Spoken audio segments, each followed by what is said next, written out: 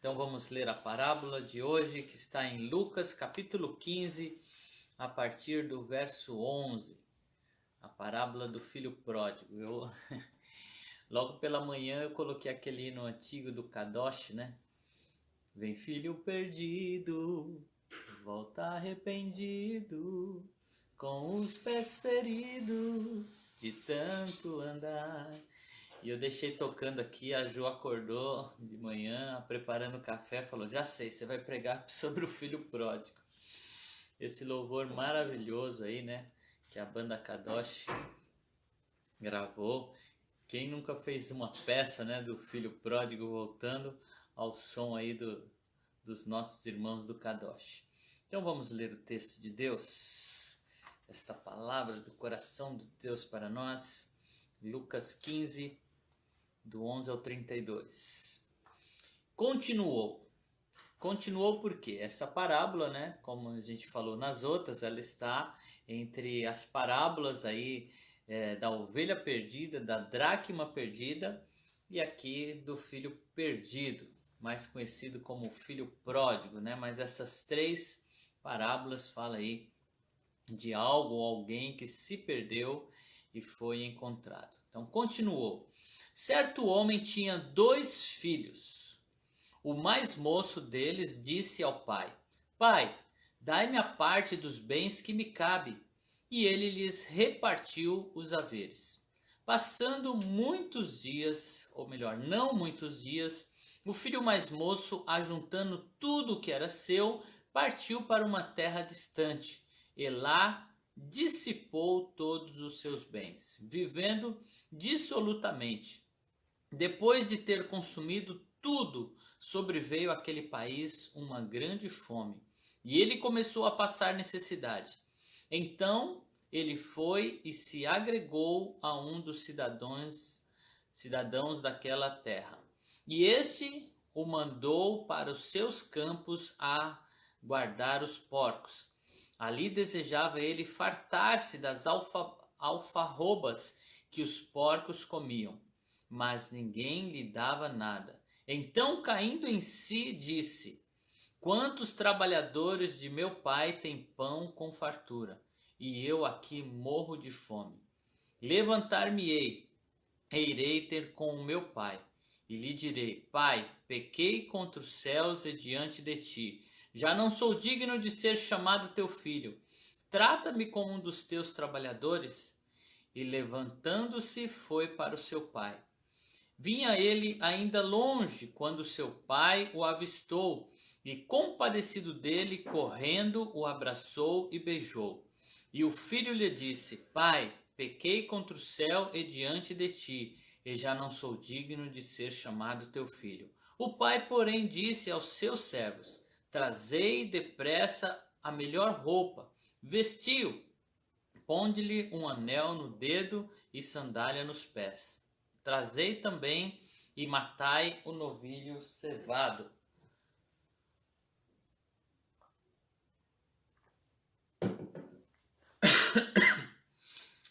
Comemos e regozijemo-nos, porque este filho estava morto e reviveu, estava perdido e foi achado, e começaram a regozijar-se. Ora, o filho mais velho estivera no campo, e quando voltara, ao aproximar-se da casa, ouviu a música e as danças. Chamou um dos criados e perguntou-lhes que era aquilo. E ele informou: Veio teu irmão, e teu pai mandou matar o novilho cevado, porque recuperou com saúde.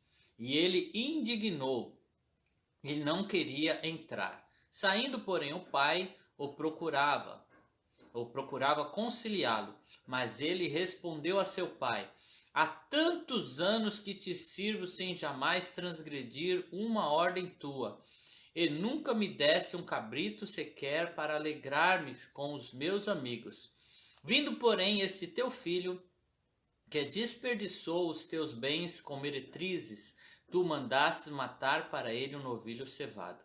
Então lhe respondeu o pai: Meu filho, tu sempre estás comigo, tudo o que é meu é teu. Entretanto, era preciso que nos regozijássemos e nos alegrássemos, porque esse teu irmão estava morto e reviveu, estava perdido e foi achado.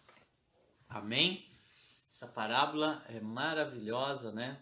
Que trata aí de um filho que estava longe e foi achado. A paz, Ciro, meu querido, seja bem-vindo. Angelita, eu vi que o Will Robson chegou por aqui também. Rogério, a paz, meus queridos. Fernanda, Luzia, eita, quanta gente bacana está por aqui, né? Sejam bem-vindos. Juntos vamos meditar nesta parábola, a parábola do filho pródigo. Fran, Deus te abençoe. Amém. Vamos seguir juntos aqui. Olha só, minha querida esposa Juliana, além de me fazer um café maravilhoso na manhã, ainda está aqui, ó, acompanhando e dando esse auxílio. O ponto alto, né, dessa parábola, eu sempre tinha comigo aqui que o ponto alto era o momento, né, do retorno do filho. Mas se nós considerarmos aqui o público para quem Jesus estava falando, nós vamos entender o contexto, né, dessa parábola e aonde ele queria chegar. Jesus contou essa história em resposta, né, aos religiosos da época, né, ou seja, os fariseus e escribas que estavam questionando, né, aquilo que ele pregava, aquilo que ele falava. Então, quando a gente tem este público-alvo, né, em vista, nós vamos entender aonde Jesus queria chegar e qual é o ponto alto da parábola, que eu sempre me emociono, né, com essa parábola, no momento em que o pai vai ao encontro do filho, e aí, né, parece ser o ponto alto da parábola, mas nós vamos ver hoje que tem um outro foco, né, nessa parábola. Paz, Rose, como é que você tá, minha querida? Tá tudo bem com você? Fez lá os exames? Espero que sim, que esteja tudo bem. Minha prima Cleide chegando por aqui também. Luzia, a parábola de hoje é do filho pródigo, está lá em Lucas 15, do verso 11 até o 32, né? É uma parábola mais extensa e nós vamos dividir essa ministração. Cada dia será uma ministração. Quem pegar, né, só um dia não vai ficar perdido aí, mas as aplicações nós vamos dividir aqui em 2 ou até 3 dias, né, porque ela é bem profunda. Eu já estive ministrando em um dos dias aqui, né, que eu tenho ministrado sobre a parábola. Teve um dia que a gente falou sobre essa postura, né, do filho mais velho, de que ele disse: eu trabalhei como escravo, né? Em um dos evangelhos ele usa esse termo. Então nós dizemos que filho trabalha como filho e não como escravo. Pois bem, nós temos 2 filhos aqui, né? O filho mais novo, aquele que pediu a herança, saiu e depois desperdiçou.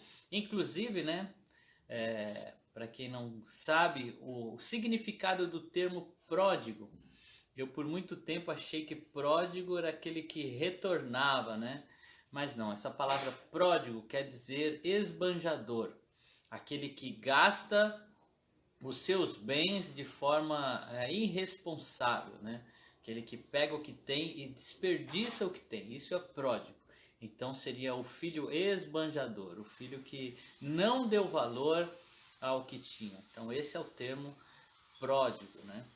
Então vamos falar primeiro do filho mais novo e o que ele representa, né? No verso 11, o filho mais moço pede ao pai parte da sua herança. De acordo com a lei, ele tinha direito aqui a 1/3 da herança. Por que chegamos a esse número, né? 1/3 da herança? Porque o filho mais velho, ele tinha porção dobrada da herança. Ele tinha direito a uma parte a mais. Aqui é 1/3 porque eram 2 filhos, né? Se fossem mais filhos, seriam divididos de uma outra forma. Mas para ficar fácil de entender como que é feito esse cálculo, pela lei, né, é o seguinte. Então, vamos dizer que uma família tenha 4 filhos.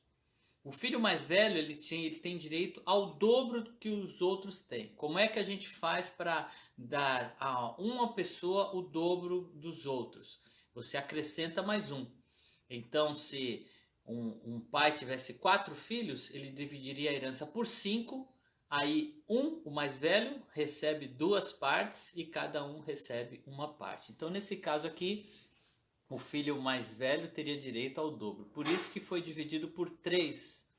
E aí ele ficou com 1/3 e o mais velho ficaria com 2/3. Então foi 1/3 ou 33% de toda a herança, né, de toda a riqueza do pai que foi dado a ele. Mas tem outras coisas aqui nessa atitude desse filho. Por quê?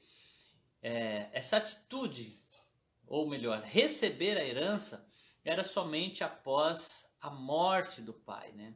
Que se repartia a herança. Então aqui mostra ingratidão, né, desse filho e desrespeito pelo pai. Então ele não se preocupou com o pai, ele não tinha intenção de estar com o pai. Ele só pensava na riqueza que o pai tinha e não em conviver com o pai e estar com o pai.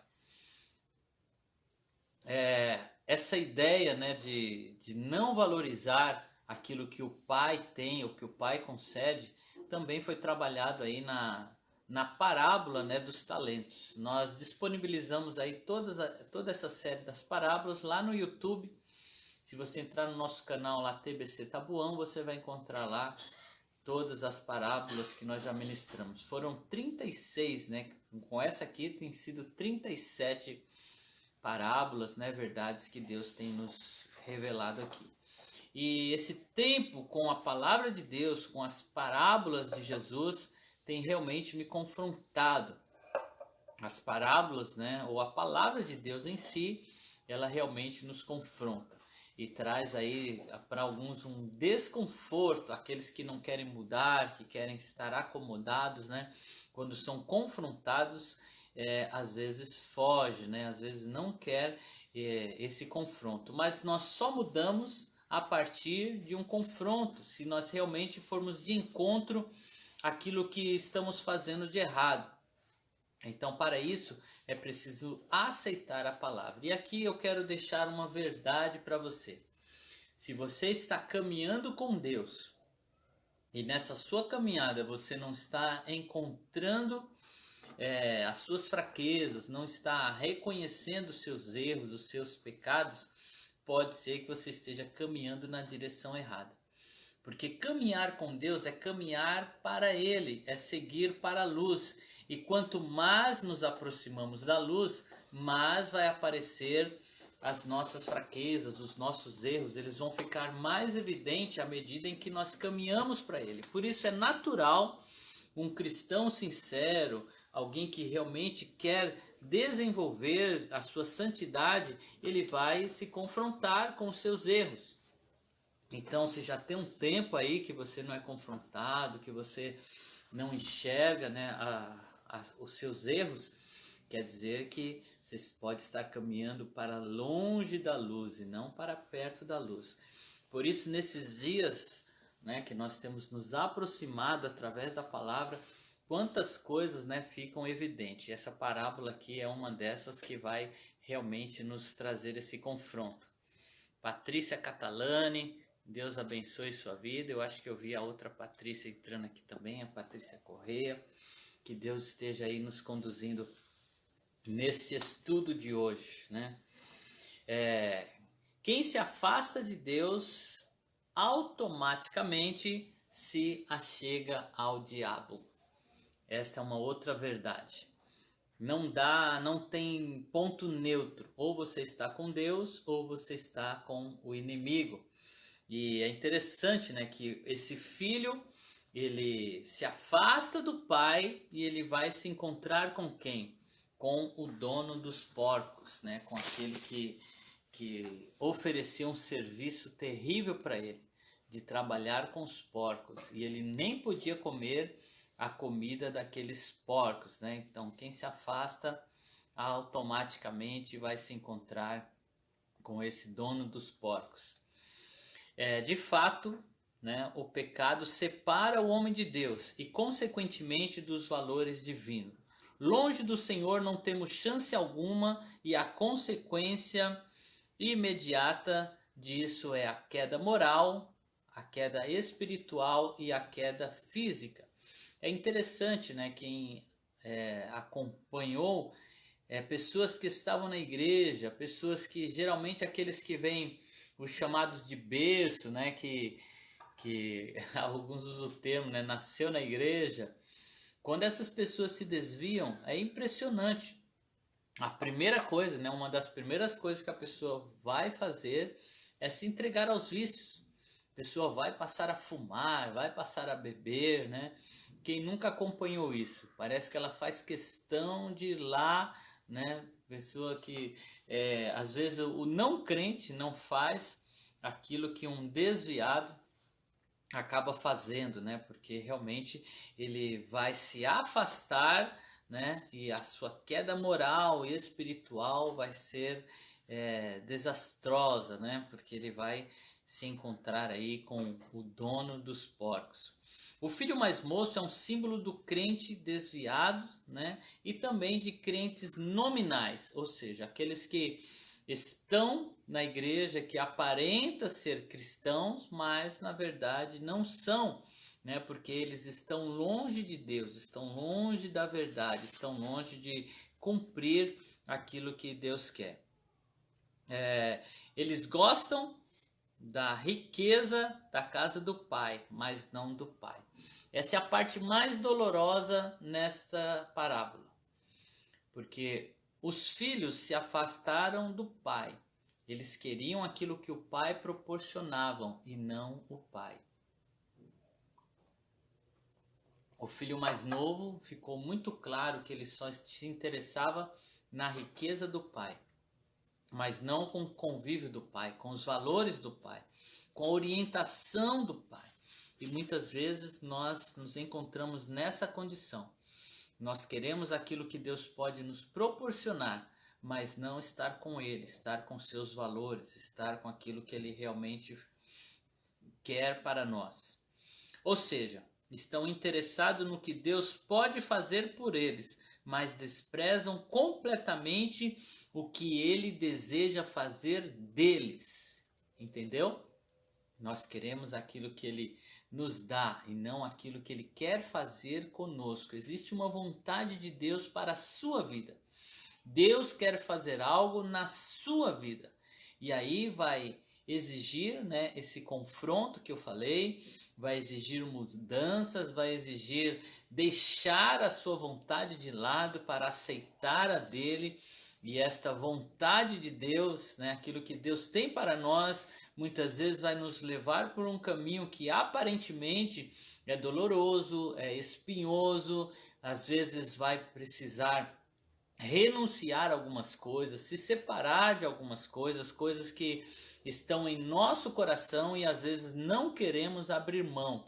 E aí muitas vezes nos afastamos do Pai porque não estamos interessados no que Ele quer fazer em nós, através de nós.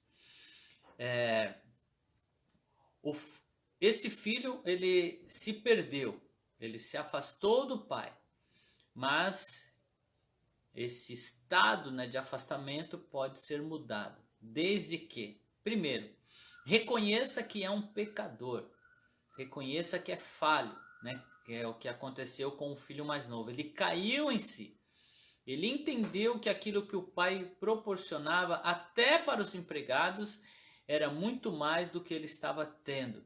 E aí ele volta ao pai. Só que agora ele não volta com aquela postura orgulhosa, né? Ele volta para pedir ao pai, reconhecendo que não era merecedor. Então ele vem em busca de graça, em busca do favor do pai. Por isso que Jesus disse lá, aquele jovem rico, né, que falou assim: Senhor, o que eu posso fazer para entrar no reino, né? E Jesus disse para ele: olha, você vai e vende tudo o que você tem e aí você pode voltar e me seguir. Jesus não estava dizendo, né, para ele que aquela riqueza que ele tinha, porque ele era muito rico, o impediria de estar no reino. Na verdade, o que ele queria era fazer algo. Então Jesus estava ensinando para aquele jovem que depois que ele abrisse mão de tudo, ele poderia vir e receber de graça. Ou seja, o dinheiro dele, a força dele, a sua justiça própria não poderia proporcionar-lhe o reino. Por isso que ele precisava abrir mão de tudo para que ele viesse e recebesse de graça. Porque essa era a pergunta dele, né? Então, segundo, tome a decisão de voltar para o Pai em atitude de total arrependimento. Levantar-me-ei e irei ter com meu pai e lhe direi: Pai, pequei contra ti. Essa foi a postura do filho mais novo. E terceiro, receba de graça o perdão incondicional do Pai. Esqueça esse negócio que você pode fazer algo, né, para ser aceito. Você já é aceito. E por ser aceito, sim, nós temos atitudes de nos submeter ao Pai e de realmente desejar saber o que o Pai tem para nós. Agora vamos falar um pouco sobre o filho mais velho, o que ele representa. E esse é o ponto alto da parábola, porque Jesus estava falando com os fariseus, né, com os religiosos da época, e Jesus estava falando deles e colocou eles na parábola como o filho mais velho. Então essa parábola ela nos leva ao filho mais velho, porque era a intenção de Jesus ministrar aqueles homens, né, arrogantes, que achavam que não precisavam de perdão, que se achavam justos, se achavam corretos, mas estavam distante do Pai.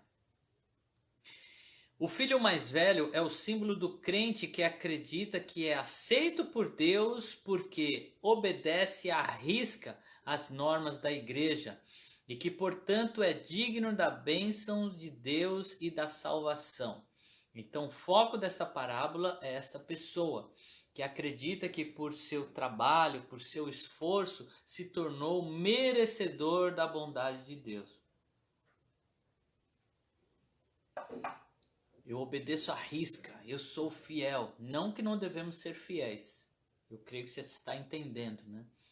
Isso não quer dizer que devemos ser levianos, devemos ser irresponsáveis, abrir mão das nossas responsabilidades. Não. Eu estou dizendo quando nós fazemos isso para merecer algo de Deus. E Deus faz tudo por sua graça e por seu favor. Devemos notar que o filho mais velho disse o seguinte para seu pai: há tantos anos que te sirvo sem jamais transgredir uma ordem tua. Esse, né, é um exemplo de alguém que se apoia na sua justiça própria, se apoia naquilo que ele faz e por causa disso ele acha que ele é aceito por Deus e não pela graça. A justiça própria ou a autojustiça é um erro, porque o indivíduo que confia em sua própria retidão, né, ou a sua justiça, ele despreza a graça de Deus. Ele acha que vai se fazer merecedor. Eu por muitos anos vivi assim. Eu achava que a minha justiça iria me fazer merecedor. Eu achava que eu conquistaria a salvação pelos meus atos. Eu não vivia porque tinha sido salvo, eu vivia para ser salvo, confiando na minha própria justiça, até o ponto que eu entendi que eu jamais poderia fazer isso. Não tinha como um ser humano errado, pecador, conseguir conquistar algo pela sua própria justiça. Então eu me rendi à graça de Deus, eu me rendi ao seu favor. Eu entendi que Cristo já tinha pago o preço. A história do publicano, né, e do fariseu que subiram ao templo para orar é um exemplo do que nós estamos falando aqui. O publicano, ele diante do altar, ele nem conseguia chegar perto. Então, de longe, ele batia no peito dizendo: Senhor, eu sou pecador, tem misericórdia de mim. Enquanto aquele fariseu dizia: Senhor, graças te dou porque eu não sou como esse publicano, um pecador, né? E aí Jesus diz assim: qual dos dois saiu justificado de diante de Deus? aquele que reconheceu que era pecador, necessitava da graça, do favor de Deus, ou aquele que ficou usando o erro do outro para se justificar. Quantas vezes, né, nós encontramos pessoas que aparentam ser mais miseráveis do que nós, para assim tentarmos encontrar justiça em nós mesmos. Nós olhamos para alguém que está cometendo um delito, alguém que errou de alguma forma, e aí nós encontramos um vislumbre aí, né, de que podemos ter alguma justiça. Ontem estava passando, né, aquela reportagem daquela menina, né, que matou os pais e o irmão e para ficar com a herança, né, ela realmente estava fazendo o que diz essa parábola. Ela estava mais interessada nos bens dos pais do que no convívio dos pais, no amor do pai, do que estar com eles. Então essa moça, né, ela tirou a vida dos pais num plano macabro ali para ficar com a sua herança, né? Então ontem estava a reportagem relembrando, né, esse acontecido tão terrível, né, de alguém que estava mais interessado na riqueza do que nos pais, no convívio com os pais. E aqui, né, essa postura de encontrar alguém mais miserável. Talvez nós olhamos para esta menina, né, essa moça que fez isso e pensamos assim: ah, eu jamais faria isso com os meus pais. Ah, eu sou melhor porque eu não cometeria tal barbaridade. E aí nós nos apoiamos em pessoas que cometeram erros terríveis como esse, achando que de alguma forma somos melhor. Mas nos esquecemos que o nosso referencial não são pessoas, é um Deus que é santo. E a sua justiça está baseada na sua santidade. Por isso que ele diz assim: sede santos porque eu sou santo. E diante da santidade de Deus, todos nós nos encontramos sujos, né? Nos encontramos tão debilitados. Por isso que eu digo, se você está caminhando para Deus, é impossível não olhar e entender e ver, né, as suas fraquezas, enxergar aí os seus erros. Mas Deus não faz isso para nos humilhar, né, para nos fazer mais miseráveis do que já somos. Não. Deus mostra os nossos erros para que possamos mudar. Mudar como? Se arrependendo, pedindo perdão e deixando o Espírito Santo trabalhar em nós, jamais pela nossa própria força. Há muitos fariseus em nossas igrejas e, segundo Jesus, eles aparentam ter aí uma vida irrepreensível, mas os seus corações estão cheios de hipocrisia e de iniquidade. Quantas vezes, né, a pessoa é toda certinha, cumpre todo o ritual, cumpre todo o protocolo, mas os seus pensamentos são terríveis. Principalmente o pensamento em relação ao outro, né? E quantas vezes nos aproximamos do outro apenas para apontar os seus erros, perceber o erro do outro. Quantos vivem, né, nessa vida religiosa de encontrar o erro, encontra o erro na igreja, encontra o erro no pastor, encontra o erro nos irmãos. Quantas pessoas vivem apontando os erros? Vai de uma igreja para outra porque ele não encontra uma igreja perfeita. E não vai encontrar, né? Porque a igreja é imperfeita. Nós temos um Salvador perfeito, temos um Deus perfeito, temos aquele que é perfeito e se entregou por nós. Isso não quer dizer que vamos nos conformar com os nossos erros e pecados, mas o nosso coração está no Salvador. Por isso que Jesus disse: são os doentes que precisam de médico. Nós, imperfeitos, que estamos lutando, né, para nos santificar, para nos tornarmos mais agradáveis e que o nosso amor, que foi tão impactado pelo amor do Pai, possa abraçar o outro, possa buscar o outro. Segundo a Bíblia, as nossas obras de justiça, elas fedem a narina de Deus, elas cheiram mal. Tudo aquilo que para nós parece justo, que nós temos de melhor, causa um mau odor diante da narina santa de Deus. Por isso que nós temos que nos apegar à justiça de Deus. Em outras palavras, o filho mais velho não sabe que está alienado, longe do pai e doente como o irmão caçula. Na verdade, ele deseja obrigar o pai a aceitá-lo porque é bonzinho e não faz nada de errado e porque há muito tempo está na igreja. Ele acha que ele é merecedor e há muito tempo ele está na igreja e aí ele é melhor do que os outros, né? Mas a palavra nos comprime, a palavra nos leva a reconhecer: precisamos de um Salvador. Nesses dias aqui, né, compartilhando essas parábolas, você já ouviu dizer muitas vezes: eu preciso de um Salvador. Você precisa de um Salvador. As nossas obras de justiça são nada diante de Deus, por isso precisamos dele. Amém. A Rose está dizendo aqui: sonda-me, Senhor, e vê se há em mim algum caminho mau, né? Esse Salmo de Davi, que nos leva a buscar em Deus essa luz.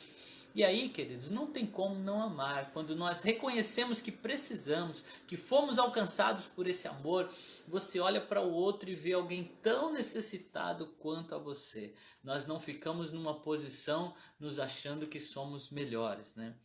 Então o filho mais velho, ele acredita que se fizer tudo certo será aceito e que a sua obediência o salvará.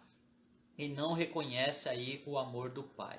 Falta humildade para reconhecer que tudo vem de Deus e que é a sua graça que nos capacita, a obediência, né, a ele que realmente nos leva a ter uma vida boa.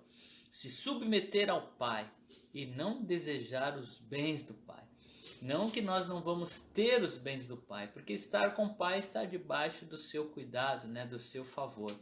Mas mais importante do que as bênçãos de Deus é Deus, né, o dono da bênção, aquele que provê todas as coisas. Literalmente, o filho mais velho quer controlar as riquezas do pai e não concordar com as ações dele. E aqui é o ponto alto, né, que chegamos nesta parábola. Olha só, o filho mais velho, quando ele não concorda com a ação do pai de receber e de festejar a volta do filho, ele estava discordando da ação do pai, assim como o filho mais novo. Ele queria controlar as decisões do pai e não se submeter a ela. Ele não aceitou se entregar à vontade do pai, porque se o pai está recebendo o filho mais novo e eu estou com o pai, eu concordo com o pai, eu vou me alegrar com ele e não querer dizer: olha, você não pode aceitar esse por causa disso e daquilo. E às vezes nós queremos fazer isso, né? Queremos ser o juiz e dizer: não, esse aqui não. Olha o que ele cometeu, o que ele fez, a exposição que ele me deu, e aí nós queremos excluir algumas pessoas, sendo que Deus, que conhece o coração, ele já recebeu essa pessoa, ele junto com os seus anjos já está celebrando a volta dessa pessoa, e nós ficamos lá dizendo assim: não, não, esse não, Deus, você não viu o que ele fez? Olha o que ele me proporcionou. E aí somos nós quem queremos excluir. E esta parábola, né, ela foi direcionada para mudar em nós este coração, esta mentalidade de querer julgar alguém ou rejeitar alguém por causa de um erro que ela cometeu. Como que é conviver ou receber de volta alguém que te fez mal? É muito ruim, não é? Quando alguém que nos fez mal está sendo recebido por outra pessoa. Tem alguém comemorando a sua volta. E nós olhamos e não aceitamos e dizemos assim: não, se você está fazendo isso, você não está me respeitando, ou você não quer a minha presença, ou você não me ama, e a gente quer pressionar aquela pessoa a rejeitar aquela pessoa que nós já rejeitamos em nosso coração. Mas se o Pai recebe, nós recebemos. E essa é a parte difícil, né? Sermos confrontados e aceitarmos ao outro. Porém, Jesus diz assim: da forma como nós julgamos, nós seremos julgados.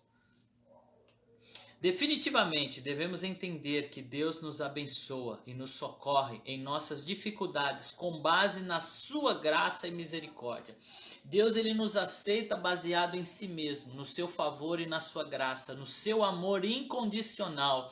Deus não nos recebeu porque somos bem bonzinhos, Deus nos recebeu porque Ele é amor, porque Ele nos ama e que nós dependemos dessa graça e desse favor. O filho mais velho não tem amor pelo perdido, ele se indignou, né? Na verdade, ele desejava era que o irmão mais novo fosse condenado e fosse arder no inferno. É isso que ele queria. E é isso que nós muitas vezes desejamos alguém que errou contra nós, que se afastou. Nós ficamos como Jonas, né? No alto da montanha, esperando Deus vir e consumir tudo com fogo. Mas Deus, ele é amor. E é interessante, né, a história de Jonas, porque é um coração de filho mais velho que ele apresenta a Eli. Ele queria que os ninivitas fossem destruídos por Deus. Jonas não queria pregar para que os ninivitas não se arrependessem. Ele queria que eles realmente fossem castigados. E quando ele viu que Deus os poupou, ele falou, ele desejou a morte, né? E aí Deus o repreende, né? A história de Jonas traz o mesmo contexto dessa parábola, de termos um coração disposto a aceitar o outro que errou e que está retornando. Então, o filho mais velho ele tem dificuldade em perdoar. Ele vê, né, ele vê o novo convertido com suspeita. Ele olha para aquela pessoa, será se ele se converteu mesmo? Gente, eu vou dizer algo forte aqui, muito pesado. Nós tivemos aqui, né, em nossa região um dos homens mais terríveis, né, que foi aquele que cometia aqueles assassinatos bárbaros, né, com as mulheres, o motoboy lá, né, que cometeu tantos crimes. E depois de preso nós ouvimos dizer que ele tinha se convertido. E aí nós pensamos como? Não, ele fez isso só porque agora está preso. Nós não aceitamos como sendo uma conversão legítima e só Deus pode saber isso, né? É difícil para nós aceitarmos alguém que para nós se tornou uma referência, porque nós olhamos para ele e dizemos assim, não, jamais eu cometeria um crime como esse, tão bárbaro, né? Nós encontramos alguém que aparentemente é pior do que nós, e aí nós nos voltamos para a nossa própria justiça. Vamos lá, vamos para a conclusão aqui. O pai ama e busca salvar os dois filhos. Olha que interessante, essa parábola também mostra aqui algo maravilhoso sobre o amor do pai. Olha, o pai quer trazer os dois para a festa. O pai não quer ter só um na festa, né? Jesus afirmou que o pai tomou a iniciativa de ir ao encontro dos dois. Olha só, havia festa. O filho mais velho ele chegou, havia uma celebração. Havia música, havia festa, havia comida, o banquete estava preparado, a casa estava cheia, era um momento de alegria, de celebração, mas ele se recusa a entrar por quê? Porque a festa não era para ele. Ele não era o ponto alto da festa e o seu orgulho o impede de desfrutar daquela festa. Uma pessoa humilde entraria e celebraria, ia comer, ia se alegrar, mas às vezes nós olhamos e dizemos, não, a festa não é para mim. Olha, quem está em evidência é o outro. E ao invés de participarmos da festa, nos alegrar com aquele que voltou, nós preferimos ficar de fora, porque não é o nosso nome que está em evidência. Não somos nós que estamos sendo honrados ali. E aí nós perdemos a festa pelo orgulho de não sermos humildes e entrarmos e dizer assim, não, eu vou participar. Esses dias, né, eu encontrei com alguém que foi numa festa e ficou chateado com a festa porque ele ficou pensando que ele foi convidado não porque aquela pessoa o honrou ou queria convidá-lo, ele achou que foi um acaso que levou aquela pessoa a convidar. Então a pessoa não curtiu a festa, né? Porque ela não se viu como alguém que estava sendo honrado ali e perdeu, né, de desfrutar tudo aquilo daquela festa. mas nós temos que ter um coração humilde e saber se a festa é o nosso Pai que está dando, então a festa é nossa. Toda festa que o Pai proporciona é para todos os seus filhos, né?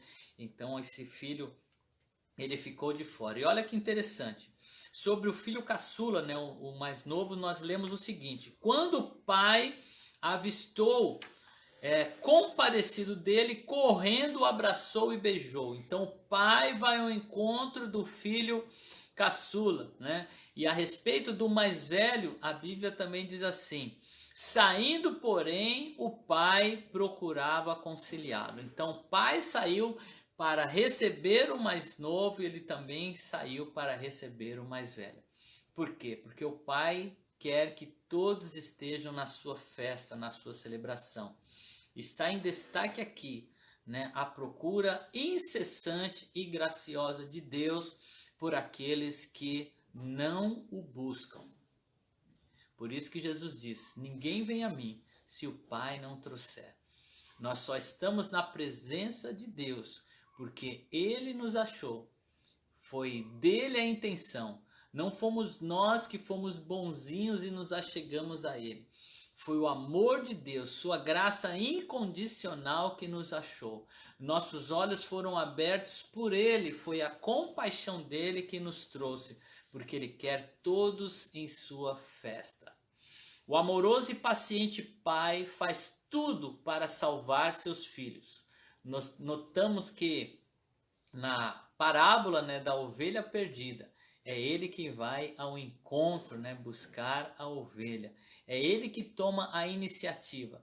Isso desde o princípio. Quando Adão e Eva pecou, diz a palavra que foi Deus quem se apresentou dizendo: Adão, aonde estás? E é Deus que se apresenta mais uma vez dizendo: meu filho, aonde você está? Por que você se afastou de mim? Por que o seu coração mudou? Por que você não vem participar desta festa que eu estou te proporcionando? É tão simples e nós complicamos tanto, né? O Senhor nos chamando, dizendo: vem participar do banquete, vem do jeito que você está. E a gente insiste: não, não, deixa eu me limpar primeiro. E o Pai está dizendo: deixa que eu limpo. É a minha palavra que te limpa. Nós queremos nos purificar por nós mesmos. E nós vemos Jesus esperando com a toalha e a água, porque Ele quer lavar os nossos pés. Ele quer nos purificar. E nós queremos nos purificar com a justiça própria. Deixe de ser duro de coração. Aceite o favor de Deus. Deixe que Ele faça por você. Deixe que Ele transforme a sua vida. Portanto, a autojustiça é um embuste, é uma enganação. Mesmo que esteja transvestida aí de religiosidade, a bem verdade é o seguinte: a justiça de Deus está revelada no Evangelho. Cristo morrendo, o justo pelo injusto, o perfeito pelo imperfeito, Deus se entregando pelo homem. Isso é o Evangelho. Deus pagou o preço em seu Filho Jesus. Na retidão de Jesus, que nos é imputada a justiça. Não são em nossos atos, é no ato dele. Jesus fez, ele cumpriu a justiça e nós recebemos esta justiça. Jesus quer alcançar os crentes mais antigos da igreja, que já se esqueceram do primeiro amor. Depois de um tempo, né, convivendo com a graça, pode ser que nós venhamos a nos encher de autojustiça e achar que já não precisamos mais de um Salvador, porque agora nós damos o nosso dízimo, nós ofertamos, nós cantamos, nós oramos, nós vamos nos cultos, nós servimos a igreja, nós damos cesta básica, nós fazemos tantas coisas. E aí é fácil nos esquecermos do primeiro amor, que Cristo se entregou por nós, e achar que agora nós merecemos pelo tempo que servimos a Ele. Jesus quer que os crentes mais velhos sejam humildes, que não vejam os perdidos, né, de cima para baixo, mas que sirvam a Deus pelo poder do Evangelho e não como religiosos. Para orarmos, verdade prática: o homem é salvo e recebe nova oportunidade de vida abundante mediante a manifestação da graça e do amor de Deus. Merecemos? Não merecemos. Temos sim. Por quê? Porque Ele nos deu. Amém? Vamos orar.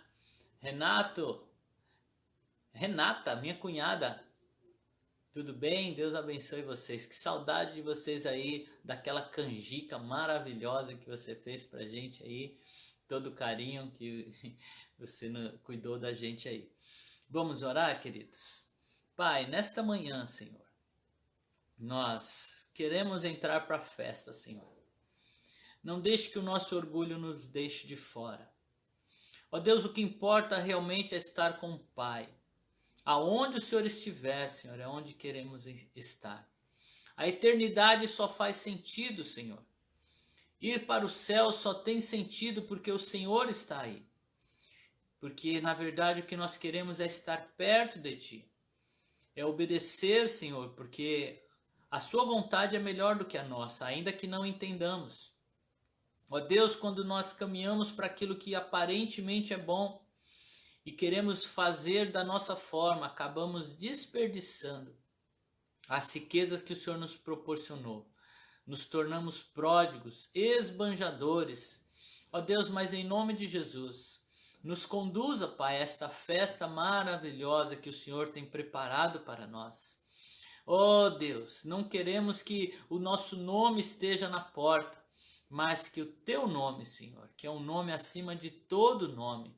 Ó Deus, a festa é Sua e nós somos convidados a ela, mesmo sem merecer. O Teu amor nos alcançou.